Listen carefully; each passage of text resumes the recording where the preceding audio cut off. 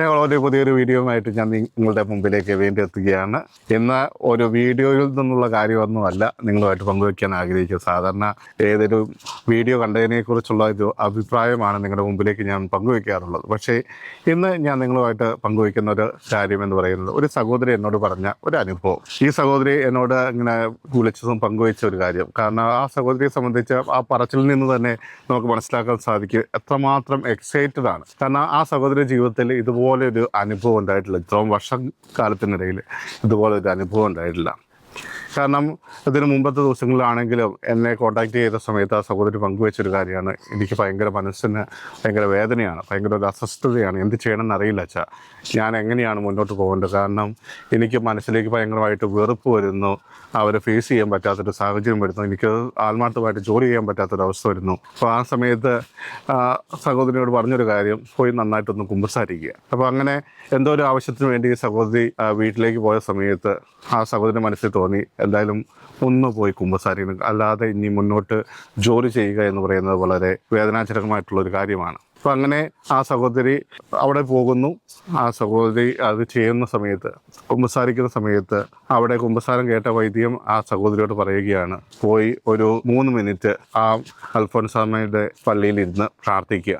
3 minute വളരെ ശാന്തമായിട്ടിരിക്കും, വേറെ ഒന്നും ചെല്ലരുത്. എൻ്റെ ഈശോ എന്നെ സ്നേഹിക്കണേ, എന്നെ കനിയണേ, എന്നെ ഉപേക്ഷിക്കരുതേ എന്ന് പറഞ്ഞുകൊണ്ട് വെറും 3 മിനിറ്റ് ശാന്തമായിട്ട് ചാപ്പിലിരിക്കുക. ആ ഒരു പ്രായശ്ചിത്താണ് കിട്ടിയത് എന്നാണ് ആ സഹോദരി പറഞ്ഞത്. പക്ഷേ അതെല്ലാം കിട്ടി.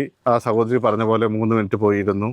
അപ്പോഴാണ് അവിടെ കുർബാന തുടങ്ങാനുള്ള സമയമായി എന്നറിയുന്നത്. എന്തായാലും കുമ്പസാരിക്കാൻ വന്നാൽ കുർബാനയിൽ കൂടിയിട്ട് പോകാം എന്ന രീതിയിൽ ആ സഹോദരി പിന്നീട് കുർബാനയെ പങ്കെടുക്കുകയാണ്. അങ്ങനെ കുർബാനയെ പങ്കെടുത്തു. കുർബാന സ്വീകരിച്ചിട്ട് ഇരിക്കുന്ന സമയത്ത് ആ സഹോദരിയോട് ആരോ വന്ന ചെവിയിൽ ഈ സഹോദരി കടന്നു പോകുന്ന ആ സാഹചര്യത്തിനുള്ള ഒരു മറുപടി, എന്താണ് പ്രതിവിധി എന്ന് പറഞ്ഞു കൊടുക്കുകയാണ്.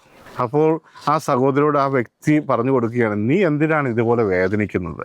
നിനക്ക് ഞാനുണ്ട് കൂടെ. നീ ഒരു വ്യക്തിയെ നോക്കിയല്ല ജീവിക്കുന്നത്.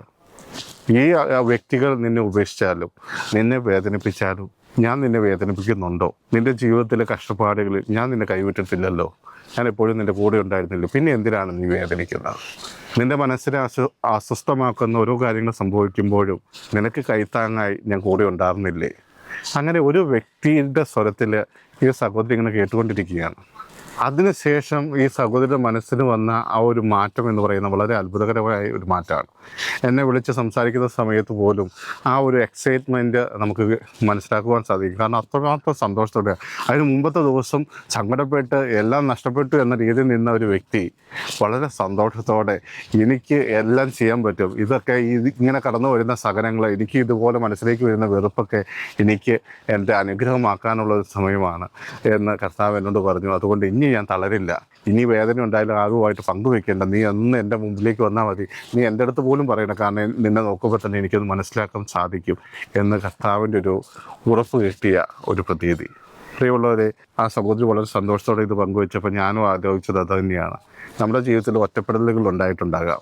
നമ്മൾ ചെയ്ത കാര്യങ്ങളെക്കുറിച്ച് അപ്രിഷ്യേറ്റ് ചെയ്യാൻ ആരും ഉണ്ടായിട്ടുണ്ടാവില്ല. ഒന്ന് അഭിനന്ദനത്തിൻ്റെ ഒരു വാക്ക് പറഞ്ഞിരുന്നെങ്കിൽ, അല്ലെങ്കിൽ ഞാൻ ചെയ്ത ഒരു കാര്യം അവർ കണ്ടിരുന്നെങ്കിൽ എന്ന് നമ്മൾ പലപ്പോഴും ചിന്തിച്ചിട്ടുണ്ടാകും. പക്ഷെ അതൊന്നും ലഭിക്കാതെ വരുമ്പോൾ ഒത്തിരിയേറെ വേദന നമുക്ക് തോന്നാറുണ്ട്. പക്ഷെ അവിടെയെല്ലാം നമ്മൾ മനസ്സിലാക്കേണ്ട ഒരു കാര്യമുണ്ട്, നമ്മുടെ കർത്താവ് നമ്മുടെ കൂടെ ഉണ്ടായിരുന്നു ഈ നിമിഷങ്ങളിലെല്ലാം. നമ്മൾ ഒറ്റപ്പെട്ട നിമിഷവും നമുക്ക് കൂട്ടായിട്ട് ആരെയെങ്കിലും കർത്താവ് തന്നിട്ടുണ്ടാകാം, അല്ലേ?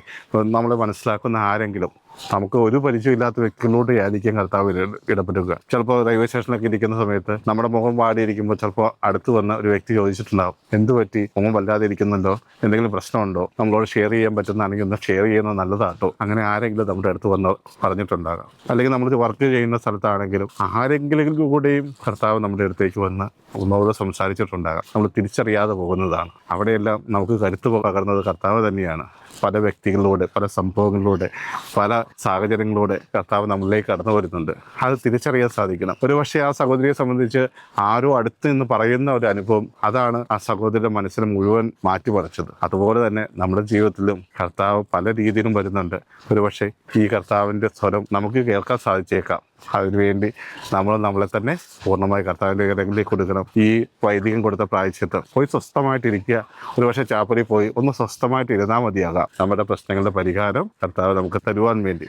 അപ്പം അതുകൊണ്ട് പ്രിയമുള്ളവരെ, ഈ ഒരു വീഡിയോയിലൂടെ ഞാൻ പങ്കുവയ്ക്കാൻ ആഗ്രഹിക്കുന്നു, കർത്താവിനെ മറക്കാത്ത, കർത്താവിനെ ചേർത്ത് പിടിക്കുന്നവരായിട്ട് മാറുക. നിന്റെ മുമ്പിൽ എല്ലാ വ്യക്തികളും ചിലപ്പോൾ കടന്നു പോയേക്കാം. ഒന്ന് തിരിഞ്ഞു പോലും നോക്കാതെ നിന്നെ പരിഹസിച്ചേക്കാം, നിന്നെ വേദനിപ്പിക്കുന്ന രീതിയിൽ കുത്തുവാക്കുകൾ പറഞ്ഞേക്കാം. എന്തിന് നീ നിന്റെ ആത്മാർത്ഥതയോടെ അവർക്ക് വേണ്ടി ശുശ്രൂഷ ചെയ്താലും അതൊന്നും കാണാതെ പിന്നീട് ഒരു അവസരത്തിൽ നിന്നെ വേദനിപ്പിക്കുന്ന രീതിയിൽ സംസാരിച്ചേക്കാം. നിന്നെ യാതൊരു മൈൻഡും ചെയ്യാതെ കടന്നു പോയേക്കാം. അവിടെയെല്ലാം ഓർക്കുക, നിന്നെ കൈവിടാത്ത, നിന്നെ ചേർത്ത് പിടിക്കുന്ന ഒരു ദൈവം നിനക്കുണ്ട്. ആ ദൈവത്തിന് മുമ്പിൽ പോവുക, സ്വസ്ഥമായിട്ടിരിക്കുക. ആ കർത്താവ് നിന്നോട് സംസാരിക്കും. ആ ഒരു അനുഭവം എനിക്കും ഉണ്ടാവണമെന്ന് ഞാൻ ആഗ്രഹിക്കുന്നു. അതിനുവേണ്ടി ഞാനും കാത്തിരിക്കുന്നു. നിങ്ങൾക്കും അങ്ങനെ ഒരു അനുഭവം ഉണ്ടാകട്ടെ എന്ന് ഞാൻ പ്രാർത്ഥിക്കുന്നു. അപ്പോൾ ആ ഒരു അനുഭവം നിങ്ങളുടെ ജീവിതത്തിൽ കിട്ടിയിട്ടുണ്ടോ എന്ന് ആലോചിച്ച് നോക്കുക. അങ്ങനെ കിട്ടിയിട്ടുണ്ടെങ്കിൽ നിങ്ങളുടെ കമൻറ്റുകളിലൂടെ അതറിയാൻ ഞാൻ ആഗ്രഹിക്കുന്നു. അപ്പോൾ ആ കമൻറ്റുകളൊക്കെ വരുമ്പോൾ നമുക്കും പരസ്പരം പങ്കുവയ്ക്കാം നമ്മുടെ അനുഭവങ്ങൾ. അപ്പോൾ അതിനുള്ള ഒരു വേദിയായിട്ട് ഈ ഒരു വീഡിയോ മാറട്ടെ എന്ന് ഞാൻ ആഗ്രഹിക്കുന്നു. അപ്പോൾ പുതിയൊരു വീഡിയോയുമായിട്ട് നമുക്ക് വീണ്ടും കാണാം. അതുവരെ ക്ഷമയോടെ കാത്തിരിക്കും.